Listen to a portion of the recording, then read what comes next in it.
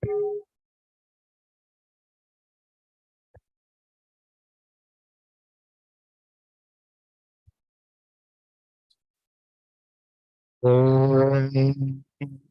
Padme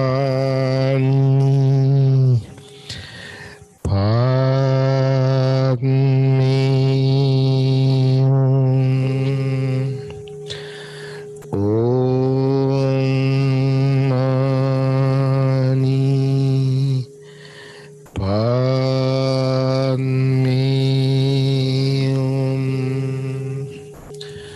Om Mani Padme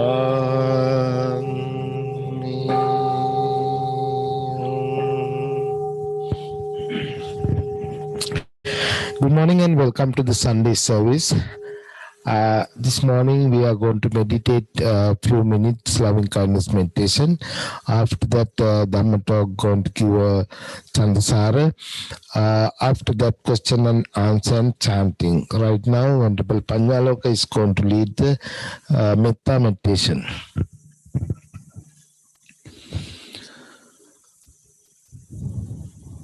Now it is time for us to practice the loving kindness meditation. First, relax yourself.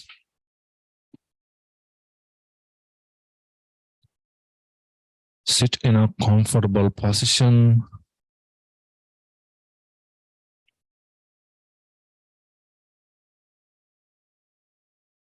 Taking a deep breath, relax yourself.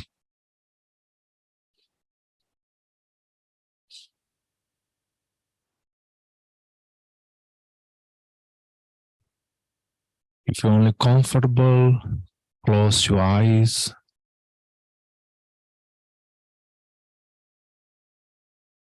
Feel the sensation in your body.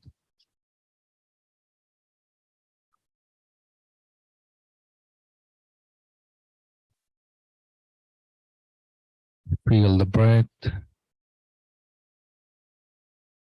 Breathe in and breathe out.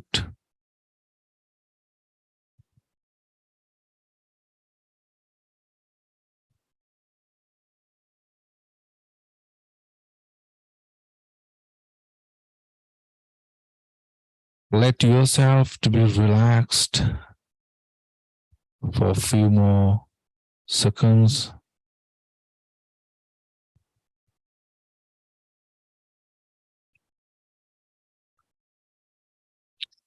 Release the tension of muscles on your forehead.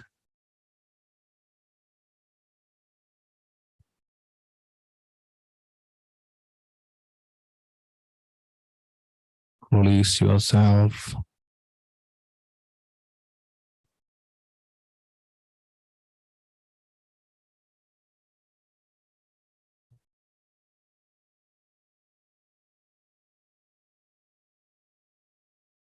Now start practicing the thoughts of loving kindness.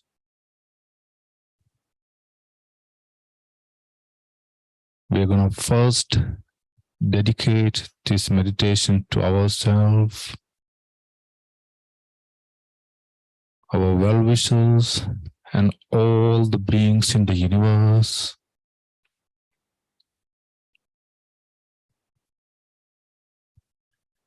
May my mind be filled with the thoughts of loving kindness, compassion, appreciative joy, and equanimity.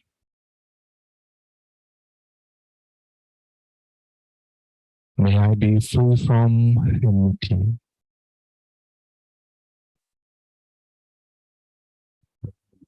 from ill will.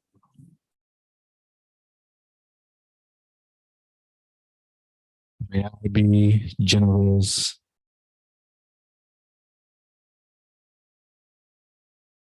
May I be gentle.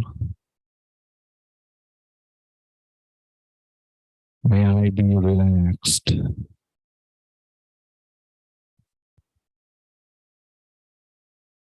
May I be happy and peaceful.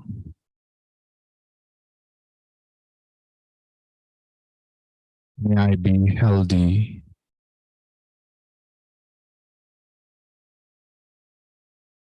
May my heart become soft.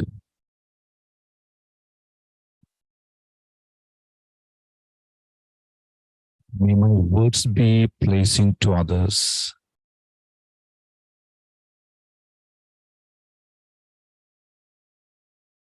May my actions be kind.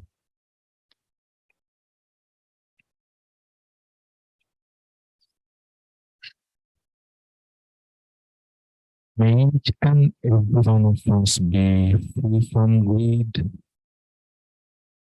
anger, aversion, jealousy, and fear.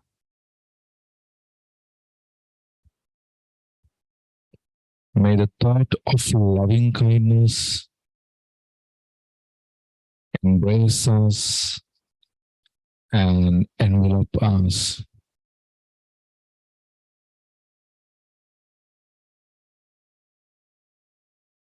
May every cell,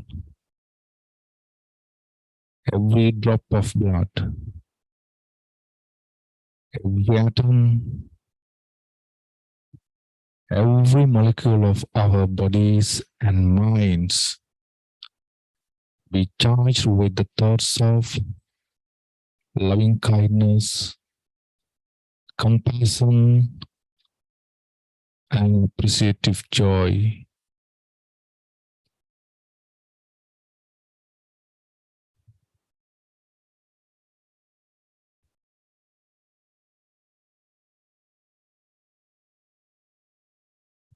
Let us relax our bodies. Let us relax our minds.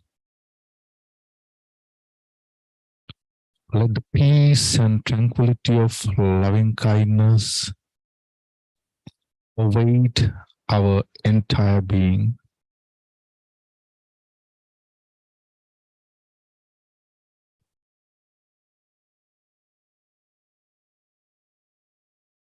May my teachers, parents, brothers and sisters, friends, wishes, and all those who are indifferent to us be well, happy, and peaceful.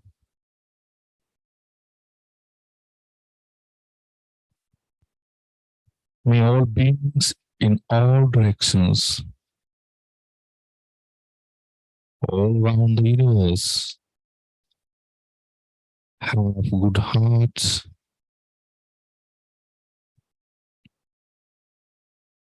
Let them be happy. Let them have good fortune. Let them be kind. Let them have good and caring friends.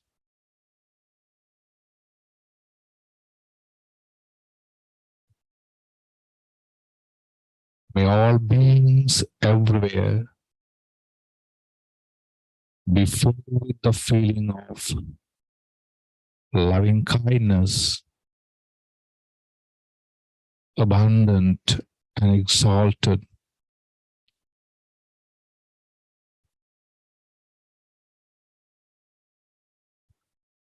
May they be free from enmity. May they be free from affliction. May they be free from anxiety. May they live happily.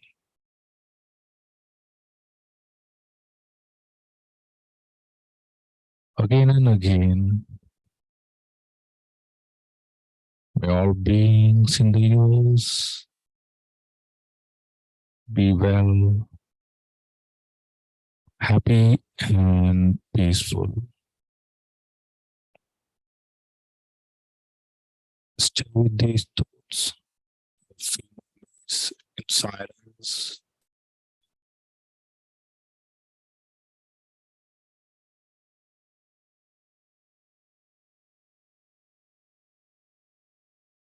Practice these thoughts for a few more minutes.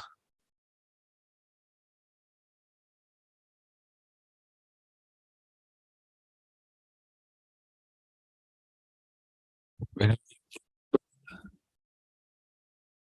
it's mindful to your enemies, start practicing loving kindness from yourself.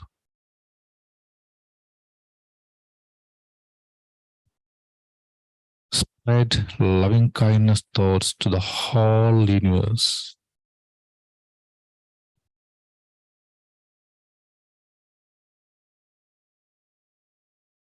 When you hear the bell, you can open your eyes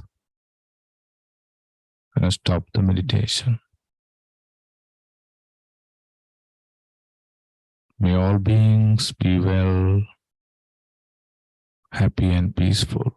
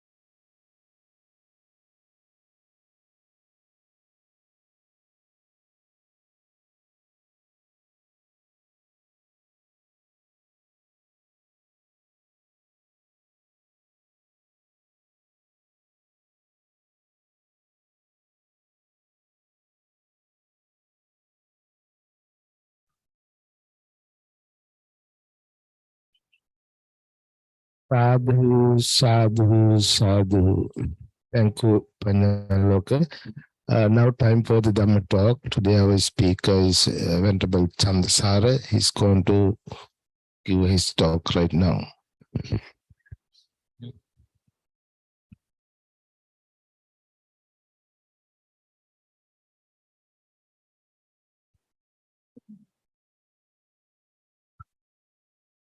Good morning to everybody, respected Mahasangha and audience. And we also have someone here, that one of our classmates here in the Zen also, and we have our Upasakanam also. So to everybody, good morning. And I'm going to look at one of the divisions or the categories of the teachings of the Buddha. There are many categories of the teachings of the Buddha.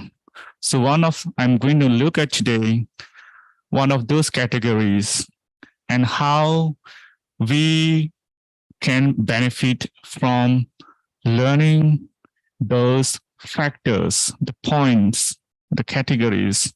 So one of the category is the gradual teaching and the brief teaching. So this is one of the categories of the Dhamma, the teachings of the Buddha. Today, I'm going to explore a little bit how we can use it to live on fairly content life. And also, like the teachings of other religious founders are refuge to their followers in a critical situation, the teaching of the Buddha is refuge to Buddhists, to practitioners. So the first part of this category is the gradual teaching. Why we have gradual teaching in the Buddha Dhamma? The reason is that we have human beings. When we look at only the human beings, we have different personalities. We are not equally developed in wisdom, in knowledge, in intuition, insight. So we have different personality traits, and then we have different habits.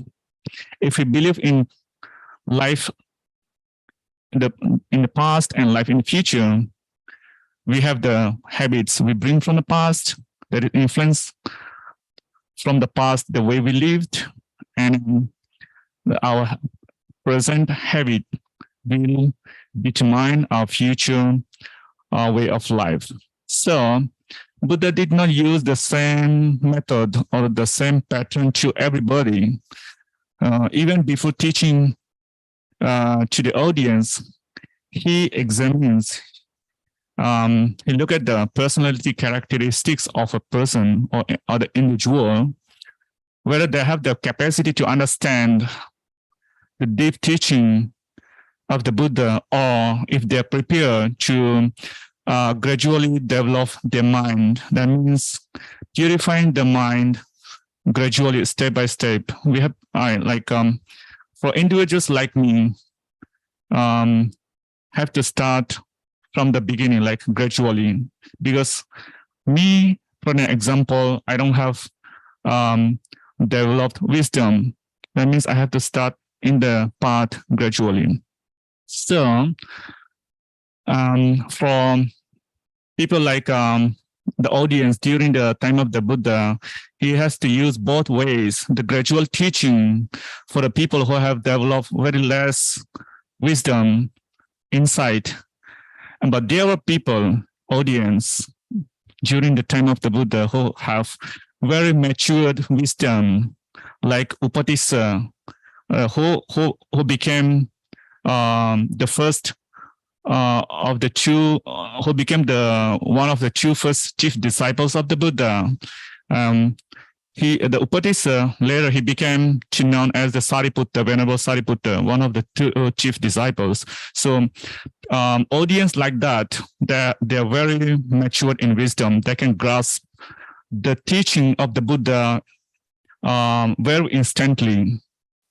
Even when the Buddha, teach them, even one sentence, they understand the Dhamma in a very, I would say extensively. They understand extensively. If I take an example, we know the story of Venerable Sariputta, how he came to the Dhamma. One day, Upatissa, that is later Sariputta, Upatissa and his friend, went to a party or carnival, and actually, like similar to the club that we have now, in the modern world. So they fed up with the, like the usual life, and they started thinking about what is the meaning of life, and they were in search of meaning of life. So finally, they came across one of the first 5 enlightened monks or disciples of the Buddha, Venerable Assaji. Seeing Venerable Assaji, the Venerable Upatissa was very inspired about the behavior of Venerable Assaji. So, however, even Upatissa, he happened to hear Dhamma only the first part of the stanza, the verse. He instantly attained the first stage of enlightenment, we call the Sotapanna. So, Venerable Assaji taught him, Ye Dhamma Hetupabhava, everything arises has cause. That is the first sentence. When Venerable Assaji preached him this first sentence, that is, everything arises due to cause and effect. After listening to the first sentence, Sariputta, or the Upatissa, when he was a lay, he realized if there is a theory, like if everything arises due to cause and effect, definitely there must be, the eradication or cessation of everything. If the cause and if the causes and conditions are ceased, that means the future results or the consequences will be ceased. So that is like when the first theory is taught, Upatissa even grasped the meaning of the following theory, that is the cessation part of the life, that is cessation part of the suffering. The cause of suffering, there is a cause of suffering. And if we can destroy the cause of suffering, we can destroy the suffering. That is their theory. Even when Venerable Assaji taught the first theory of the Paticca or the dependent co-arising, Upatissa realized the whole theory. And that's why he attained the first stage of enlightenment very instantly. But I don't have that kind of, that mature wisdom. So for me, I start from beginning gradually. But these 2 sections, help me on the path slowly and gradually. So what are the factors of the gradual teaching? So the first one is dana. Dana is, I don't know what is the equivalent term in English. We can use donation, offering, giving away. But I'm not sure because I'm poor in English. So the first one is dana. So if you look at the dana, it includes varieties or spectrum of giving the dana. That is, we can start from it's material and as well as non-material. What is material? That is like everything that is tangible, everything we can see, we can touch, that is material.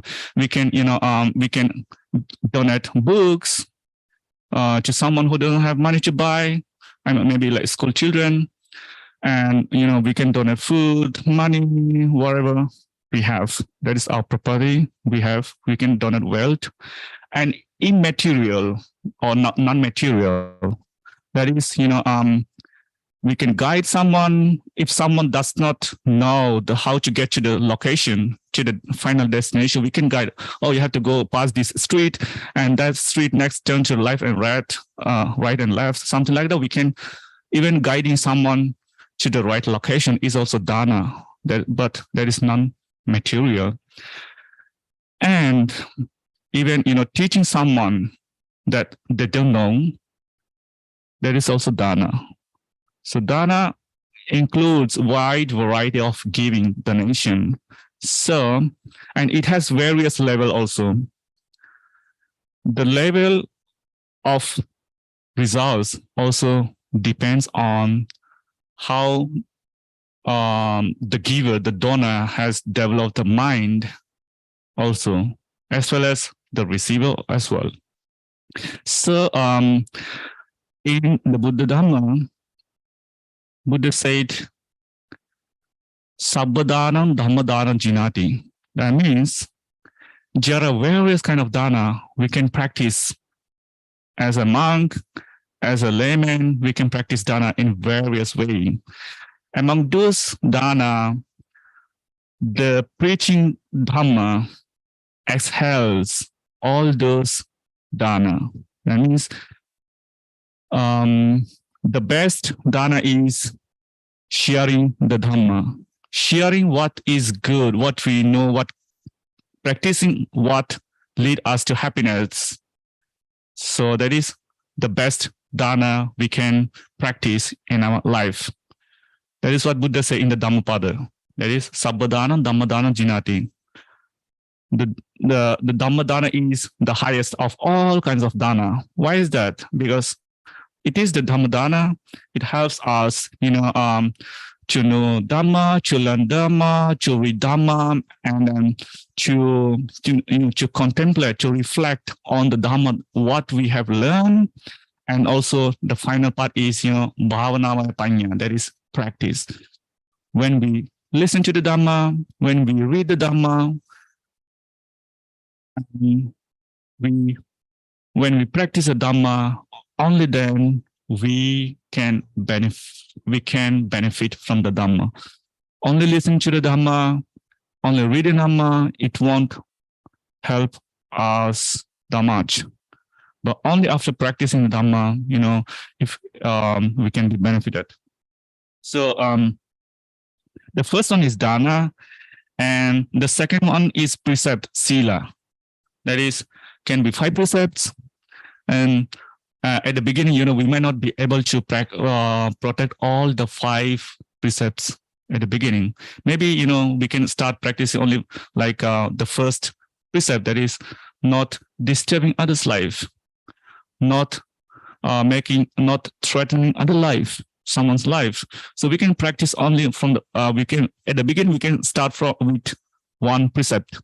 But when we go on, like practicing, day by day, and if we're mature enough, then we can practice, maybe all the 5 precepts, and finally we can be perfected. So it is okay.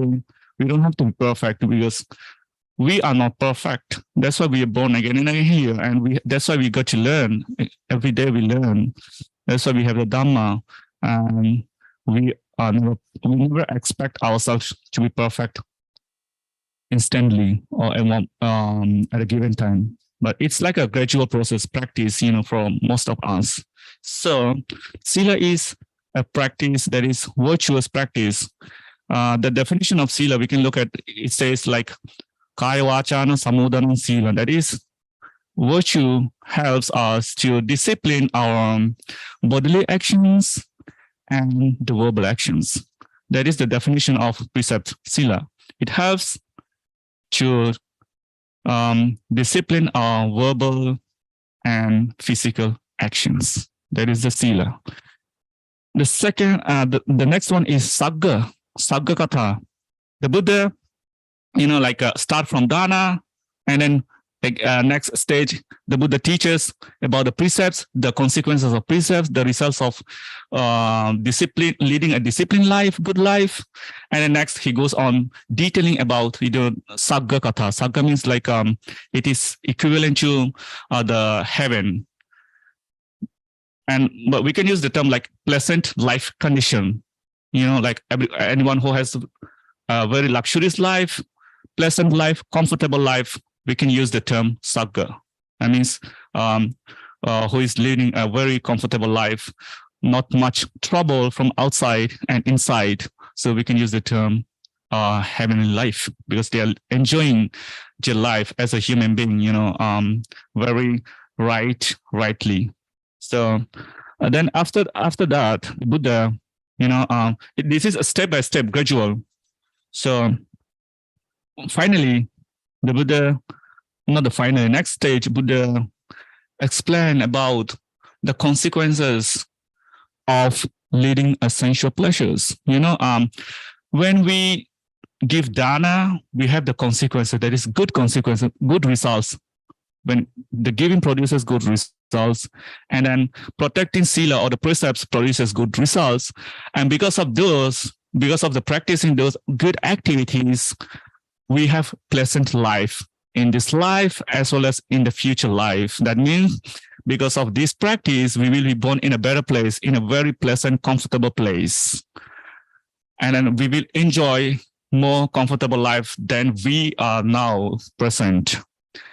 But Buddha and other enlightened beings, they know, they experience whatever sensory pleasures, luxuries we enjoy in this samsara is not permanent. They never stay eternal.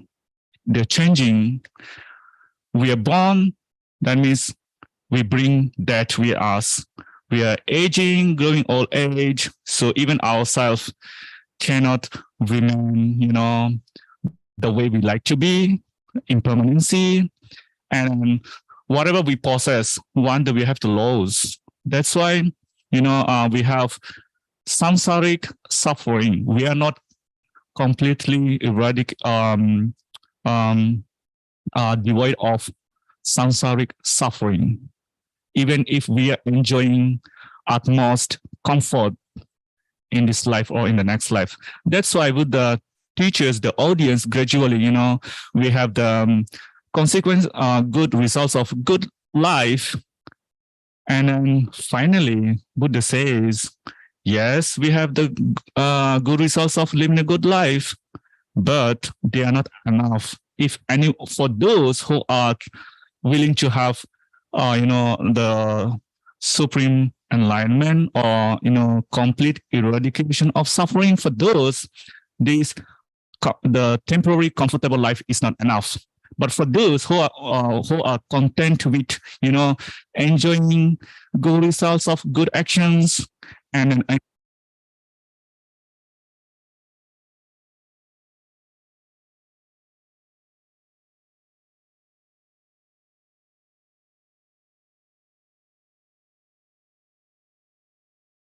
step, the first level, that is giving the dana. At that first level, Buddha teaches, for some people directly, for some people indirectly. That is the results of the results of actions. That is karma, the karma phala, the results of actions. That is, there are 10 kinds of good results of good action and 10 kinds of bad results of bad actions. So even at the beginning, at the first level, the dana level, Buddha try to give the meaning like, oh yeah, we have the consequences of every actions. Then if we do good, we will experience good. Even in this very life, we experience good if we do good.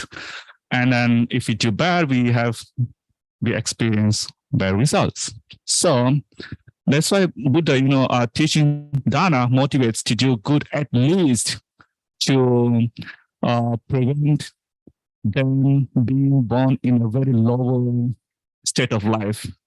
If we are born in a very low state of life, even as a human being, maybe sometimes if you don't have home, if you don't have parents, sometimes we are like, living in a street, like, in underdeveloped countries, there are many street, like there are children in the streets, they are deprived of even the basic needs. So if you're born in such occasions, it's very terrible. So in order to avoid such consequences, Buddha at least motivate, if you do good, there is a good results. So the best way is to do good. That is to accrue good results, what we call in Buddhism, punya, merits. That is merit is a force to, it's kind of force, it's kind of, the fuel or gas to lead comfortable life in the samsara. So merit or punya is a gas, similar to the gas providing to the vehicle. The more we put gas, the more we enjoy more pleasant life in the samsara. But needless to say, we experience death, old age, but we still experience good results. Instead of experiencing bad results like being on the street or being homeless. So the next one is, it says, after the experience of the good results and good life, the next one Buddha says the consequences of even leading essential pleasure. That means we are not completely void of those samsaric suffering. And finally, just the final stage of the gradual part is, is nekamme anisansa. Anisansa means the results of renunciation. So here at this stage, the result of renunciation does not mean we are giving up everything and being homeless. No, that's not the meaning. Buddha did not want us to be, poor guys, to practice Dhamma, and as a result, we be poor and live in the street. No, that's not the meaning of the Dhamma. Buddha says to us, there is good results of renunciation. That means we have to renounce from mind first, That does not mean we have to give up all the wealth we have and be poor. No, we have the wealth, we use it wisely, we just use wisely, because we have to survive. We have the physical body, because we have to maintain our body, we have to have wealth, we have to have facilities. That means we have to, renounce slowly and gradually from our mind, So that's why the Buddha, teaches here gradually, like, we have the giving, we have the results of the giving, and we can be born in a better place. But, we have the final truth. That is, we are never weight of the suffering. So in order to eradicate suffering, we have to renounce whatever we have in this life. Just practice renouncing from mind so that we can grow ourselves in the path of the Buddha. And then this is the final stage of the gradual path. And this is like, preparing ourselves in the path, making our mind very smoother, to be able to grasp the deeper teaching of the Buddha. So at this stage, if a person is okay, perfect, maximum stage, then the Buddha goes to the next stage. Okay, if you are ready to live, completely eradicate the suffering, we have the stage. That is what? That is called the teaching of the Paticca Samuppada, that is dependent co-arising theory. That is called the Four Noble Truth. In another sentence, that is called the Four Noble Truth. So Four Noble Truth and the dependent co-arising theory are the one. They are not the two. They are one. In the Mahahati Padopama Sutta, Venerable Sariputta, that is who was Upatissa in his lay life. I mentioned in the beginning. So Venerable Sariputta in that sutta give definition, the Dhamma. What is the Dhamma? He says, you paticca samuppadam passati, so Dhammam passati, and vice versa. Anyone who sees or who realizes the paticca samuppada realizes the Dhamma. That means, so even there are scholars like Venerable Katukurundananda Thero, they also, have explore this term, the Dhamma, Paticcasamuppada, and then the Four Noble Truth. So according to the early Buddhist teachings, if we do not know the dependent co-arising theory, we will never realize the Four Noble Truth. We have to understand, realize the Paticcasamuppada or dependent co-arising theory. Only then we can realize the Four Noble Truth. For example, I'm giving the source. That is Titta Sutta in the Anguttara Nikaya. The sutta says, the Buddha explained,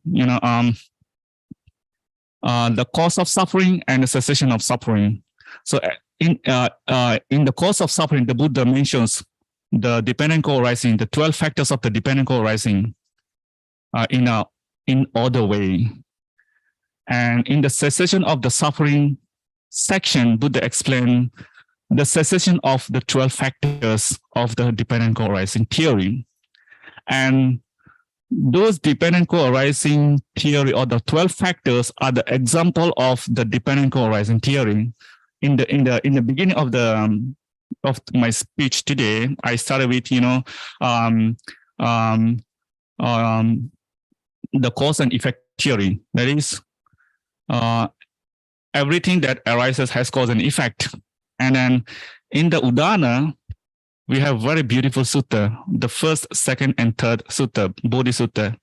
The Buddha say, imasmin sati idang hoti. That means when this arises, this arises. That is the first theory. And the second theory is, imasmin asati idang nahoti. When this does not exist, this does not exist. So, it's very puzzle if we hear this sentence. Why this and this? Why not this and that? It's very deep. As we see, it's very deep. Why the theory says this and this? We have to understand in terms of like the 12 factors of the dependent co-arising theory. And the Buddha says usually suffering starts with ignorance. Avijja paccaya sankhara. Because of ignorance, there arises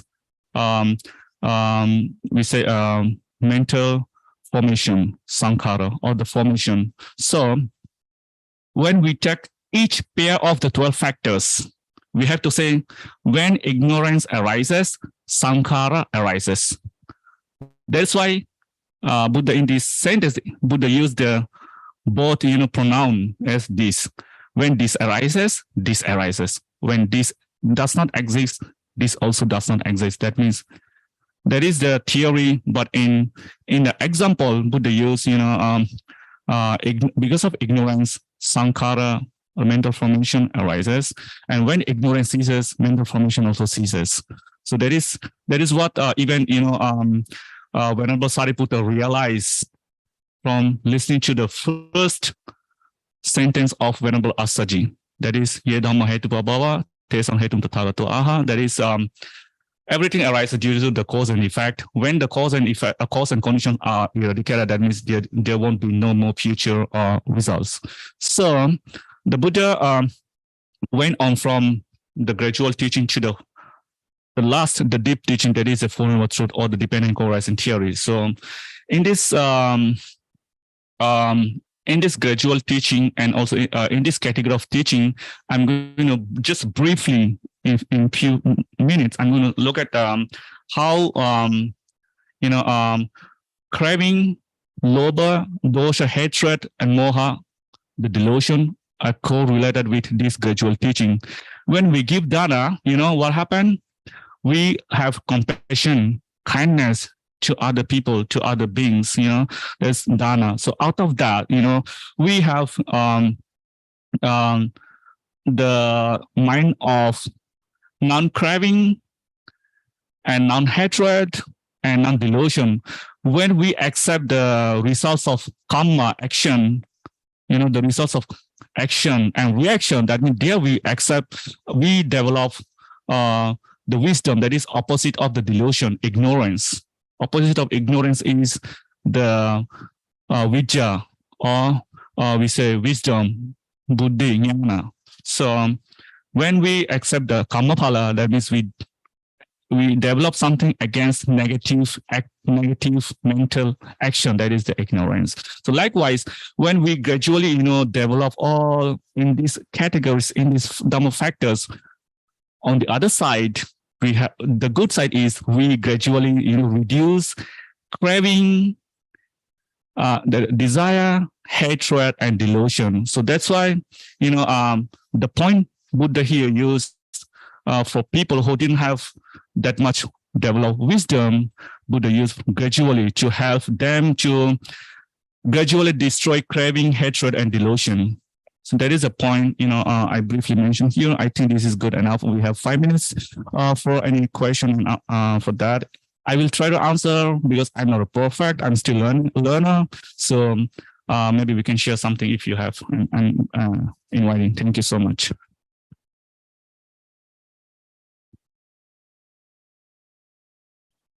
Thank you, Chandasara. And if you have any question, any comment, you can ask right now. Yes. Thank you for the talk. And can you repeat the first one? First one is dana. Second one is precept sila. Is about the heavenly talks, the good results of giving and protecting sila. That is called saggakatha. Saggakatha means about good life condition, living condition. And the next one is, you want to do the next one also?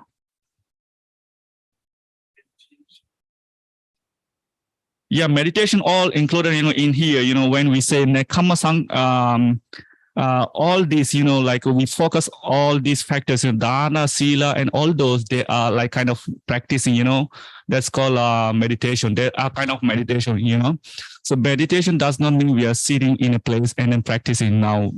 Here, what I want to say is meditation is like, whenever we start applying to our life, that is a meditation. So when we focus all these gradual factors, that means we develop kind of a meditation. Meditation deals with the mind, mental development. When we practice all this, that means we develop even the meditative mind, meditative mind. But some people misunderstand meditation. That means like they think, oh, meditation should be, mental development should be only when we sit in. What happened? They are good only at the sitting place, but when they go to the outside world, they start their hypocrisy, everything, all the shits, So that for me, meditation should come with our life, practicing our life as much as we can. So these are all interconnected with meditation, concentration, and sila. They are all interconnected, like Buddhism is interconnected, Thank you so much for your question.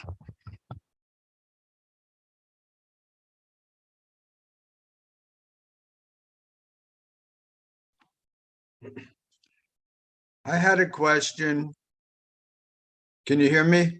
Yes. It's Pasquale. Thank you so much for your very detailed talk.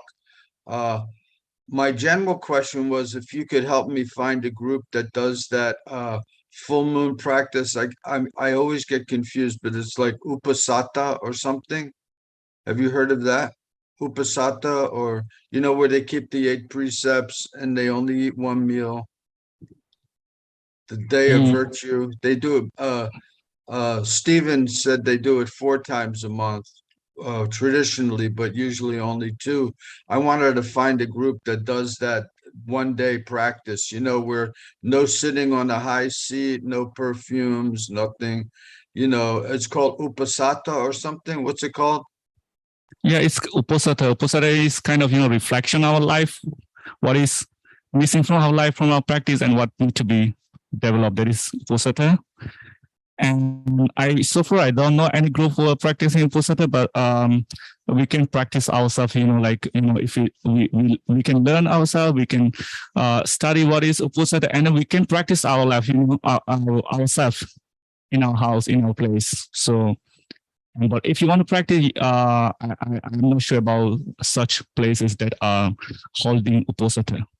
What could I do like on my own? Like because I know from practice, if I try to be too strict, then I start beating myself up. So I don't want to do that. But how could I practice this alone? Maybe could you give me some suggestions? Yes, but we have to first we have to know what is the purpose of Uposatha. And Uposatha does not mean we have to torture ourselves. That is, we have to have wisdom. So, and if we don't have matured wisdom, then we have to start gradually. So we shouldn't torture our body ourselves. Just we have to practice as much as we can, even gradually. So we can read, Dhamma, and step by step, and then we can practice as much as possible. We don't have to be very rigorous. Even the Buddha, he didn't suggest to lead a rigorous life. It is similar to a violin, the note of the violin. If the string is too tight, it will not produce good tune. If the string is too low, it will not produce. So we have to be gentle in the gradual part. So Uposatha is just kind of reflection. We can do wherever we live, kind of reflection of our past actions and the current action, and what are the things that we have to develop in the future. What are the things we have to give up? What are the bad things we have to give up? So anybody can practice. That's what my answer is. I don't know if I answer you. Sorry. Oh, thank you so much. That really helps a lot. Okay, I think you asking Uposatha meaning maybe 8 precept. Yeah. Who is practicing sometimes some temples. We don't do that, meaning they do like a full moon day. They go to temple and they take the 8 precept and they stay temple. 8 precept meaning 5 precept plus another 3. So an evening time they go back home. So I think that's what you're talking. Basically, some Sri Lankan temples they practice the 8 precept full moon day. Okay. Thank you. All right. Is there any question now? Yes.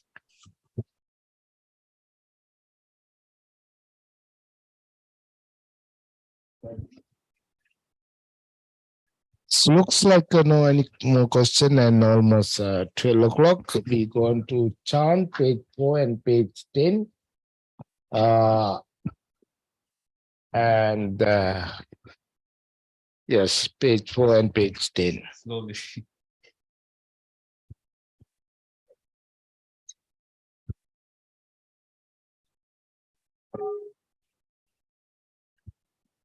Namo tasse bhagavato arahato sambuddhassa.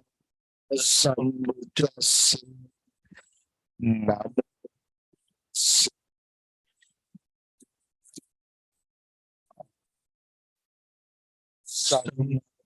sambuddhassa. Namo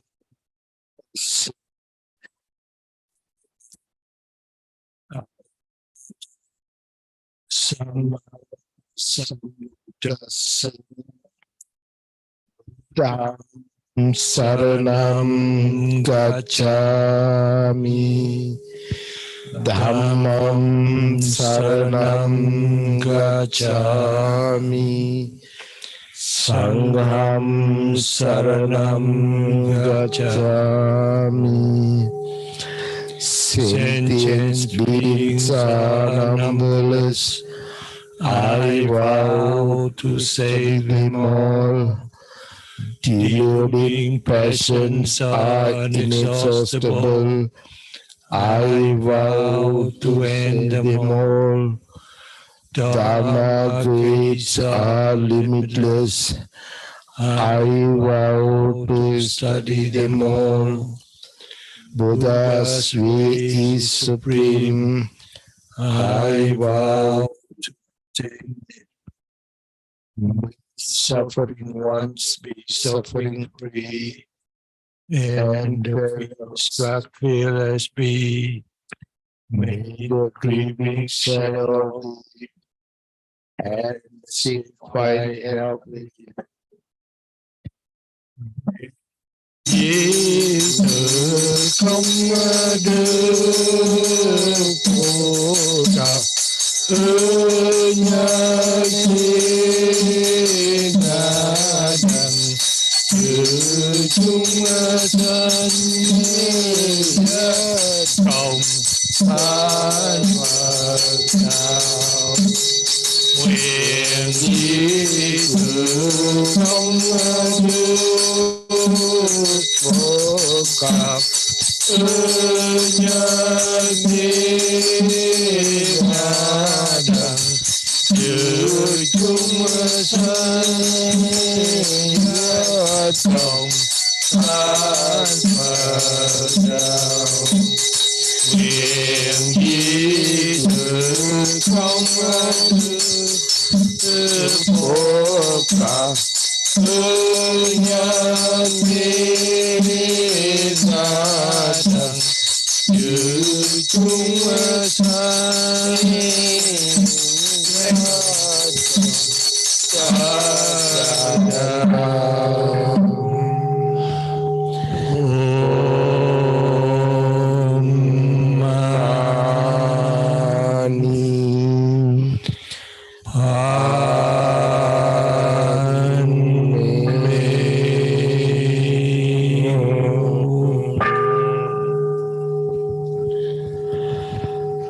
Thank you for everybody. Next Sunday, Saravan Kusal is going to give a Dhamma talk.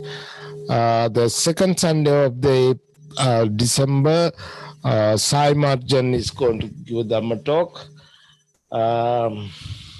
Temple is open for everybody. You can come Sunday service. Come and join with us. So that's only the announcement. Next couple of Sundays, I'm not going to be here. I'm planning to go back to my country to visit few weeks, maybe 2 weeks. And so I hope everybody will take care very well the temple. Again, thank you for everybody. Thanks for the both who is coming, their classmate. And you will come to our center. You can come again and again if you want. And thank you, Mr. Nam, again, and Chansara and all the monks, Panyalok and Ashan, especially Ashan, who is doing our program, for the internet program, Zoom program, YouTube, everything. That's it right now. And by the power of the Buddha, Dhamma, and Sangha, you all be well and happy. Sadhu, sadhu, sadhu.